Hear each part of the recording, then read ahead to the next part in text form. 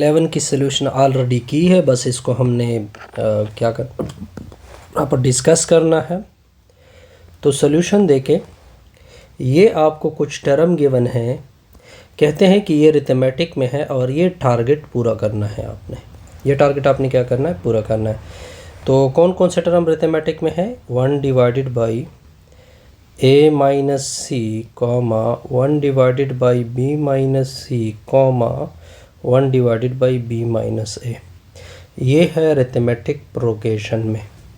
जब ये अरिथमेटिक में है तो इन दोनों की डिफरेंस और इन दोनों की डिफरेंस सेम होगी, मतलब ये होगा कि 1 divided by B minus C minus 1 divided by A minus C, ये इक्वल होगा 1 divided by B minus A minus 1 divided by B minus C. ये दोनों डिफरेंस क्या होगी, सेम होगी। अब आप लकीर खींचे, इधर भी उधर भी लकीर खींचे, ये दोनों आपस में मल्टीप्लाइड होंगे, यानी b माइनस सी के साथ मल्टीप्लाइड होगा a माइनस सी, ये उधर मल्टीप्लाइड हो जाएगा a माइनस सी, ये उधर मल्टीप्लाइड हो जाएगा b माइनस सी। इधर आ जाइए, ये दोनों आपस में मल्टीप्लाइड होंगे b माइनस a, साथ में क्या है b माइनस सी, ये उधर मल्टीप्लाइड हो जाएगा b माइनस सी, फिर दरमियान में माइनस, ये उधर मल्टीप्लाइड हो जाएगा। यहाँ तक ओके।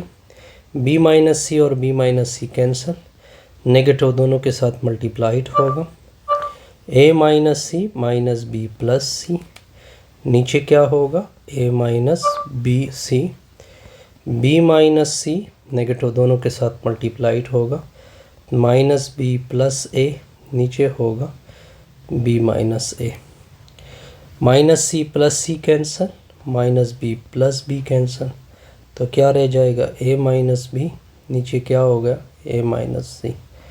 इधर आ जाइए, ये आगे कर दे, इसको पीछे कर दे, ये a माइनस सी, नीचे होगा b माइनस ई। अब अगर आप टारगेट देखें, टारगेट को हम बिल्कुल अचीव कर चुके हैं, इससे ये क्वेश्चन क्या हो जाएगा, complete. a minus b, a minus c, b minus c, b minus a. Good.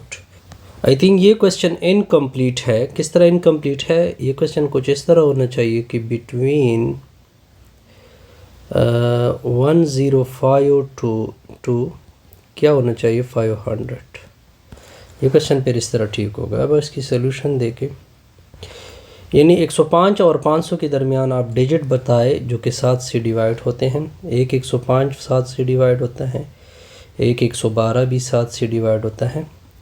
Last पे 994 अगर मैं ले लूँ, बहरहाल 7 1 7, 2 गया, 7 6 28, ये गया, ठीक है 994 तक ये डिवाइड होते हैं सारे 7 से। तो हमने इन की वैल्यू बतानी है कि इसमें ऐसे कितने डिजिट यहाँ से यहाँ तक आ गए। तो A1 की वैल्यू 105, A2 की वैल्यू 1112, D की वैल्यू तो आसान है, 112 से 105 निकाल दोगे कितना आएगा, 7 आएगा। ठीक हो गया। अब बस आपने जर्नल फार्मूला लेना है। जर्नल फार्मूला क्या है, A n equal to A1 plus n minus into d होता है। A n लास्ट टर्म कितना है, 994 है, A1 की वैल्यू 105 है, n का पता नहीं, लेकिन d की वैल्यू कितनी है, 7। इसको इधर क्या करोगे, शिफ्ट कर दोगे, 994 से 105 निकलेगा, n माइनस 1 इंटू 7 आएगा। 994 से 105 निकाल दोगे तो 889 आएगा, 7 इंटू n माइनस 1 आ जाएगा। फिर आपने 7 से डिवीज़न करनी है, 7 और 7 कैंसल, 7 1 7, 1 गया 7 दूने 14, 4 गया 7 7 49, तो n माइनस 1 की वैल्यू आएगी 127। उधर शिफ्ट कर दोगे, 127 प्लस 1 आएगा, 127 प्लस 1 में ऐड कर दोगे तो 128 आएगा। अब इसका मतलब मैं समझाता हूँ कि 105 और 194 तक, 994 तक, यानी ऐसे डिजिट हैं ये ऐसे डिजिट आ गए जो कि किस से डिवाइड होते हैं, 128 ऐसे डिजिट है जो कि 7 से डिवाइड होते हैं। आसान सा रिज़ल्ट है, कोई कन्फ्यूजन। अब देखिए सॉल्यूशन देखिए, ये बड़ा इंटरेस्टिंग सा क्वेश्चन है। पहले इस क्वेश्चन को समझने की कोशिश करते हैं। ये देखिए, ये आपको सीक्वेंस गिवन है, ठीक हो गया, और इसका A1 आपको गिवन है 8 है, और इसका A2 आपको गिवन है 11 है। तो D हम किस तरह फाइंड करेंगे कि इन दोनों को सब्ट्रैक्शन करेंगे, यानी 11 में से 8 निकालोगे, ये आपकी D आ गई। अब आपको मैं टारगेट बता देता हूँ। अब देखिए सबसे पहले आप इस तरह करें कि इस सीक्वेंस के टोटल नंबर फाइंड करें, फिर इस क्वेश्चन की तरफ आते हैं। तो हम क्या करेंगे सर, हम इस तरह करेंगे कि इसके लिए an फार्मूला निकालेंगे कि A1 + n-1 इंटू D होगा। an लास्ट वाले टर्म को an बोलते हैं, फर्स्ट टर्म तो ऑलरेडी 8 है, हमें इसमें नंबर ऑफ टर्म का कोई पता नहीं कि इसमें टोटल टर्म कितने हैं, तो चलो छोड़ दे। D की वैल्यू 3 आएगी, 185 D इधर शिफ्ट होगा -8, 3 इंटू n-1 होगा। फिर आपने क्या करना है, 185 से 8 निकालोगे तो 177 बनेगा, 3 इंटू n-1 आएगा, 3 से दोनों अतराफ को डिवाइड कर दोगे तो n-1 की वैल्यू आ जाएगी 59, और ये n-1 ये उधर शिफ्ट होगा तो 59 + 1 आ जाएगा। अब देखिए ये 60 आ जाएगा। टोटल टर्म इसमें कितने हैं, 60 है। फ़िलहाल हमने क्वेश्चन को नहीं देखा, अब क्वेश्चन की तरफ आते हैं। अब क्वेश्चन को सही तरह से समझते हैं कि क्वेश्चन कहता क्या है।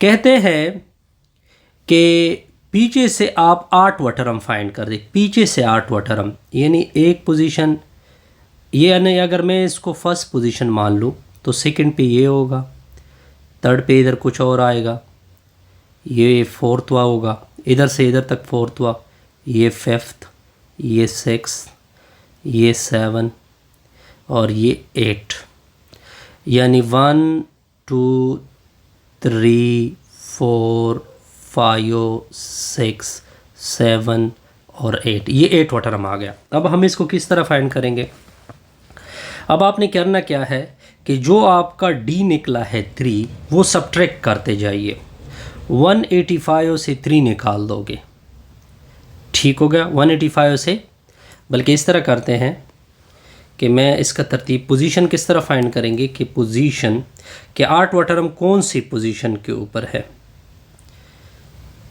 अब देखिए हम देखते हैं, ये यहाँ से लेकर यहाँ तक तो 8 नंबर है, टोटल कितने हैं, 8 नंबर है, लेकिन ये एज A1 पोजीशन के ऊपर है।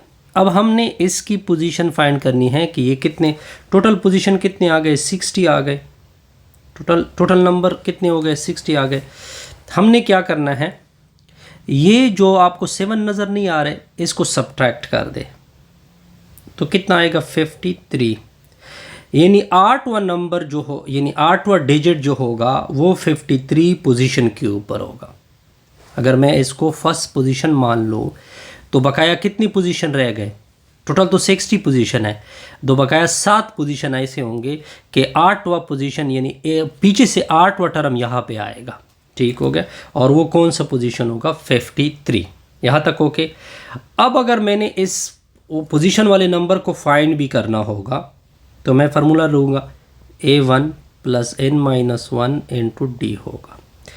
an की वैल्यू तो n की जगह क्योंकि 53rd पोजीशन वाला फाइंड भी करना है तो ये 53 होगा, A1 53 में से 1 निकालोगे 52 इंटू D हो जाएगा, ठीक हो गया। अब आप क्या करोगे, 53 तो आपने फाइंड करना है। A1 की वैल्यू कितनी थी, ऊपर से हम देखते हैं कि A1 की वैल्यू थी आई थिंक 8 थी, 8 + 52 इंटू D की वैल्यू कितनी थी, 3 थी, तो A53 इक्वल होगा 3 दूने 6, 3 5 15 जमा 8, तो A53 जो होगा 164 आएगा। आसान सा रिजल्ट था, कोई कन्फ्यूजन नहीं थी। इससे हमारी ये वीडियो क्या हो जाएगी, कंप्लीट। ये हमने कौन से क्वेश्चन किए हैं, यानी 12, 11, 12, 13